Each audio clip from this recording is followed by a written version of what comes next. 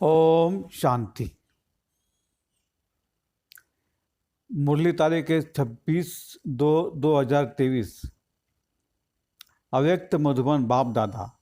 नए वर्ष में सदा उमंग उत्साह में उड़ना और सर्व के प्रति महादानी वरदानी व्यर्थ को समाप्त करना। आज नवयुग नई सृष्टि का रास्ता बाप दादा अपने नवयुग के आधारमूर्त बच्चों को देख रहे हैं। बाप दादा के साथ साथ आप सभी बच्चे सदा सहयोगी हो, इसलिए आप ही आधारमूर्त हो। दुनिया के हिसाब से आज का दिन वर्ष का संगम है। पुराना वर्ष जा रहा है और नया वर्ष आ रहा है। यह है वर्ष का संगम दिन और आप बैठे हो बेहद के संगम युग पर। आप सभी नव वर्ष के साथ साथ नव युग की सभी को मुबारक देते हो। एक दिन की मुबारक नहीं, लेकिन नव युग के अनेक जन्मों की मुबारक देते हो। इस संगम पर अच्छी तरह से अनुभव करते हो कि इस संगम पर हम ब्राह्मण आत्माओं के नई जीवन है। नए जीवन में आ गए हो ना। ब्राह्मणों का संसार ही नया है। अमृत बले से देखो, नई रीत नई प्रीत है। पुरानी दुनिया की दिनचर्या और नए जीवन ब्राह्मण जीवन की दिनचर्या में कितना अंतर है। सब नया हो गया, स्फूर्ति नई, वृत्ति नई, दृष्टि नई, सब बदल गया ना। और नई जीवन कितनी प्यारी लगती है। वैसे भी नई चीज़ सबको प्यारी लगती है। पुरानी चीज़ छोड़ना चाहते हैं और नई चीज़ लेना चाहते हैं। तो इस समय का यह छोटा सा नया संसार है। संसार भी नए और संस्कार भी नए, इसलिए दुनिया वाले भी नए वर्ष को धूमधाम से मनाते हैं। मनाने का अर्थ है उमंग उत्साह में आना। उत्साह होता है, इसलिए मनाने के दिन को उत्सव कहा जाता है। उत्सव से एक दो को बधाइयाँ व मुबारक देते हैं व ग्रीटिंग्स देते हैं। आप ब्राह्मण आत्माओं के लिए हर दिन उत्सव है। तथा उत्सव अर्थात उमंग उत्साह में रहते हो। यह उमंग उत्साह ही ब्राह्मण जीवन है। दुनिया की रीति प्रमाण विशेष दिन को मनाते हो। आज मनाने के लिए इकट्ठे हुए हो ना, लेकिन आपका नवयुग नई जीवन का उमंग उत्साह सदा ही है। ऐसा नहीं कि 2 तारीख हो जाएगी तो उमंग उत्साह खलास हो जाएगा, 1 मास हो गया तो और ख़त्म हो जाएगा। हर दिन उमंग उत्साह बढ़ता जाता है, कम नहीं होता। ऐसे है ना कि अपने अपने स्थान पर जाएंगे तो उमंग उत्साह खत्म हो जाएगा। हर घड़ी उमंग उत्साह की है, क्योंकि उमंग उत्साह ही आप ब्राह्मणों की उड़ती कला के पंख है। इस उमंग उत्साह के पंखों से सदा उड़ते रहते हो। अगर कार्य अर्थ कर्म भी आते हो, फिर भी उड़ती कला की स्थिति से कर्मयोगी बन कर्म में आते हो। तो उड़ती कला वाले हो ना, तो बिना पंखों के जो उड़ नहीं सकते। ये उमंग उत्साह उड़ती कला के पंख सदा साथ है। ये उमंग उत्साह आप ब्राह्मणों के लिए बड़े से बड़ी शक्ति है। नीरस जीवन नहीं है। दुनिया वाले तो कहेंगे कि क्या करें, रस नहीं है, नीरस है, बेरस है। और आप क्या कहेंगे, उमंग उत्साह का रस हाई है। कभी दिल शिकस्त नहीं हो सकती, सदा दिल खुश। कैसी भी मुश्किल बात हो, लेकिन उमंग उत्साह मुश्किल को सहज कर देता है। उत्साह तूफान को भी तोहफा बना देता है। पहाड़ को भी राई नहीं, लेकिन रुई बना देता है। उत्साह किसी भी परीक्षा व समस्या को मनोरंजन अनुभव कराता है। इसलिए उमंग उत्साह में रहने वाले नव युग के आधारमूर्त नव जीवन वाले ब्राह्मण आत्माएं हो। अपने को जानते हो, मानते भी हो या सिर्फ जानते हो? क्या कहेंगे, जानते भी है, मानते भी है और उसी में चलते भी हैं। सदा ये उत्साह रहता है कि कल पहले भी हम ही थे, अब भी है और अनेक बार हम ही बनेंगे। तो अविनाशी उत्साह हो गया ना। थे, है और सदा रहोगे, तीनों काल हो गया ना। पास्ट, प्रेजेंट और फ्यूचर 3 काल हो गए, तो अविनाशी हो गया ना। बाप दादा देख रहे थे कि अविनाशी उमंग उत्साह में रहने वाली आत्माएं नंबरवार है या सब नंबर 1 है। जब भाई निश्चय बुद्धि विजयी तो जरूर नंबर 1 होंगे ना, नंबरवार थोड़े होंगे। तो सदा नव जीवन के नई उत्साह में उठते चलो, क्योंकि आप आधारमूर्त हो। सिर्फ अपने जीवन के लिए आधार नहीं हो, लेकिन विश्व के सर्व आत्माओं के आधार मूर्त हो। आपके श्रेष्ठ वृत्ति से विश्व का वातावरण परिवर्तन हो रहा है। आपके पवित्र दृष्टि से विश्व की आत्माएं और प्रकृति दोनों पवित्र बन रही है। आपके दृष्टि से सृष्टि बदल रही है। आपके श्रेष्ठ कर्मों से श्रेष्ठता से दुनिया बन रही है। तो कितनी जिम्मेवारी है। विश्व की जिम्मेवारी का ताज बना हुआ है ना, कि कभी भारी लगता है तो उतार देते हो। क्या करते हो? जो डबल लाइट रहते हैं उनको ये जिम्मेवारी का ताज भी थोड़ा लाइट हल्का अनुभव होगा। भारी नहीं लगेगा। इस समय के ताजधारी भविष्य के ताजधारी बनते हैं। तो नए वर्ष में क्या करेंगे? अव्यक्त वर्ष भी मनाया, अव्यक्त वर्ष भी अभी बनना है। अव्यक्त फरिश्ता बन गए हो या अभी बनना है? फरिश्ते क्या करते हैं? अव्यक्त का अर्थ है फरिश्ता। वर्ष पूरा किया तो फरिश्ता बने हो ना कि नहीं? अव्यक्त वर्ष अभी लंबा कर दें, 2 वर्ष का 1 वर्ष बना दें, अभी और आगे बढ़ना है ना। अव्यक्त वर्ष मनाया, आप फरिश्ता बनकर क्या करेंगे? सदा हर दिन हर समय महादानी वरदानी बनना है। तो यह वर्ष महादानी वरदानी वर्ष मनाओ।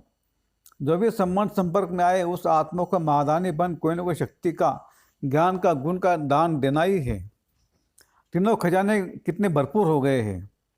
ज्ञान का खजाना भरपूर है कि थोड़ा कम है? मास्टर नॉलेजफुल हो ना, तो ज्ञान का खजाना भी है, शक्तियों का खजाना भी है और गुणों का खजाना भी है।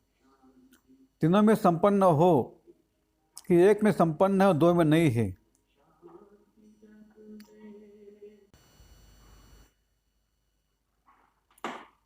वर्तमान समय आत्माओं को तीनों की बहुत आवश्यकता है। सारे दिन में कोई न कोई दान देना ही है, चाहे ज्ञान का, चाहे शक्तियों का, चाहे गुणों का, लेकिन देना ही है। महादानी आत्माओं का बिना दान दिए हुए कोई भी दिन न होगा। ऐसे नहीं वर्ष पूरा हो जाए और कहो हमें तो चांस नहीं मिला। चांस लेना भी अपने ऊपर है कि चांस देने वाला दे तब चांस ले सकते हैं, या स्वयं भी चांस ले सकते। लेना आता है कि कोई देवे तो लेना आता है। कोई चांस नहीं देगा तो क्या करेंगे? देखते सोचते रहेंगे। सारे दिन में चाहे ब्राह्मण आत्माओं के चाहे अज्ञानी आत्माओं के संबंध संपर्क में तो आते ही हो ना। जिसके भी संबंध संपर्क में आओ उनको कोई ना कोई दान अर्थात सहयोग दो। दान शब्द का रूहानी अर्थ है सहयोग देना। तो रोज महादानी व वरदानी बन वरदान कैसे देंगे? वरदान देने की विधि क्या है? आपके जड़ चित्र तो अभी तक वरदान दे रहे हैं। तो वरदान देने की विधि है, जो भी आत्मा संबंध संपर्क में आए उनको अपनी स्थिति के वायुमंडल द्वारा और अपने वृत्ति के वाइब्रेशन द्वारा सहयोग देना अर्थात वरदान देना। कैसी भी आत्मा हो, गाली देने वाली भी हो, निंदा करने वाली हो, लेकिन अपनी शुभ भावना, शुभ कामना द्वारा, वृत्ति द्वारा, स्थिति द्वारा ऐसी आत्मा को भी गुणदान या सहनशीलता की शक्ति का वरदान दो। अगर कोई क्रोध अग्नि में जलता हुआ आपके सामने आए तो आग में तेल डालेंगे या पानी डालेंगे? पानी डालेंगे ना, कि थोड़ा तेल का भी छींटा डालेंगे? और क्रोधी के आगे आपने मुख से क्रोध नहीं किया, मुख से तो शांत रहे, लेकिन आंखों द्वारा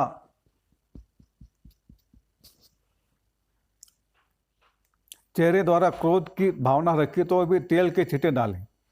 क्रोधी आत्मा परवश रहम के शीतल जल द्वारा वरदान दो। तो ऐसे वरदानी बने हो कि जिस समय आवश्यकता है उस समय सहन शक्ति का तीर नहीं चलता है। अगर समय पर कोई भी अमूल्य वस्तु कार्य में नहीं लगी तो उसको अमूल्य कहा जाएगा? अमूल्य अर्थात समय पर मूल्य कार्य में लगे। तो इस वर्ष क्या करेंगे? महादानी वरदानी बनो। चैतन्य में संस्कार भरते हो तब तो जड़ चित्रों द्वारा वरदानी मूर्त बनते हो। संस्कार तो अभी भरने ही ना, कि जिस समय मूर्ति बनेगी उस समय भरेंगे। महादानी वरदानी मूर्त बनने से व्यर्थ स्वतः ही खत्म हो जाएगा। क्योंकि जब महादानी है, वरदानी दूसरे को देने वाले दाता है, तो दाता का अर्थ ही है समर्थ। समर्थ होगा तब तो देगा। तो जहाँ समर्थ है वहाँ व्यर्थ ही खत्म हो जाता है। समर्थ स्थिति है स्विच ऑन होना। जैसे इस टूल लाइट का स्विच ऑन करना अर्थात अंधकार को समाप्त करना। अरे समर्थ स्थिति अर्थात स्विच ऑन करना। तो स्विच ठीक है या कभी ठीक कभी लूज हो जाता है या फ्यूज हो जाता है। ऑन करना तो आता है ना। आजकल तो छोटे छोटे बच्चे भी स्विच ऑन करने में होशियार होते हैं। टीवी का स्विच ऑन कर देते हैं ना, तो स्विच ऑन होने से एक एक व्यर्थ संकल्पों को समाप्त करने की मेहनत से छूट जाएंगे। अव्यक्त फरिश्ता का यही श्रेष्ठ कार्य है। और क्या नवीनता करेंगे? अव्यक्त वर्ष में अपना चार्ट रखा था कि कभी रखा कभी नहीं रखा। कभी कभी वाले सदा वाले बने, कभी कभी वाले ज़्यादा हैं। इस नए वर्ष में नया चार्ट रखना। क्या नया चार्ट रखेंगे? 4 सब्जेक्ट को अच्छी तरह से जानते हो तो इस वर्ष का ये चार्ट रखना कि चारों ही सब्जेक्ट में, चाहे ज्ञान में, चाहे योग में, धारणा में, सेवा में, हर सब्जेक्ट में हर रोज कोई न कोई नवीनता लानी है। ज्ञान अर्थात समझदार बनना, समझ देना और समझदार बन चलना। ज्ञान में भी नवीनता का अर्थ है जो अपने में कमी है उसको धारण किया तो नवीनता हुई ना। ना से हा हुए ना तो नया हुआ ना। इसी रीति से योग के प्रयोग में हर रोज कोई न कोई नया अनुभव करो। योग में बहुत अच्छे बैठे, बहुत अच्छा योग लगा, लेकिन नवीनता क्या हुई? परसेंटेज बढ़ना भी नवीनता है। आज अगर आपकी परसेंटेज योग की 50% है और कल 50 से वृद्धि हो गई तो नवीनता हो गई। ऐसा नहीं कि एक ही मास में 50-50 लगाते जाओ। तो चारों ही सब्जेक्ट में 100 के प्रति में प्रगति में नवीनता, विधि में नवीनता, प्रयोग में नवीनता, औरों को सहयोगी बनाने में और परसेंटेज बढ़ना माना नवीनता। किसको दुख दिया, किसको क्रोध किया, यह तो कॉमन चार्ट है।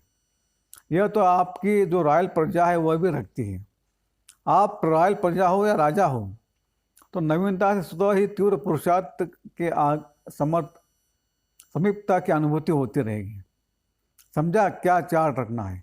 और हर 3 मास में रोज का नई नई यहाँ भेजना है। काम बढ़ जाएगा। इस वर्ष तो आपको इकोनॉमी भी करनी है ना। यह वर्ष विशेष इकोनॉमी का है। एक नामी और इकोनॉमी। ज्ञान सरोवर बना रहे हो तो सब में इकोनॉमी करना।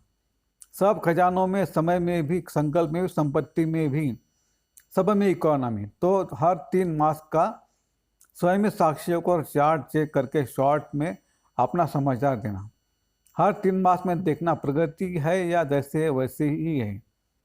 गिरती कला में तो नहीं जाना है, नहीं, लेकिन ऐसा भी नहीं कि जैसा है वैसा ही हो। पुरुषार्थ में मिडगेट नहीं बनना। मिडगेट अच्छा लगेगा, ऐसा नहीं करना कि चाहते तो थोड़ा लेकिन क्या करे, क्या क्या नहीं करना। ब्राह्मणों की भाषा नहीं है कि क्या करे, कैसे करे, ऐसा करे, वैसा करे, लेकिन दूसरों को भी सहयोग देंगे कि ऐसे करो। समझा क्या चार्ट रखना है? अब देखेंगे कौन कौन क्या करता, क्या क्या करता है। बाप दादा स्नेह के कारण नाम अनुस्मरण नहीं करते हैं। किसने क्या क्या किया जानते तो है ना। आजकल टीवी का फैशन है। आज बाप दादा के पास भी टीवी है। बाप दादा जानते जो पिछले वर्ष काम दिया वो किसने कितना किया।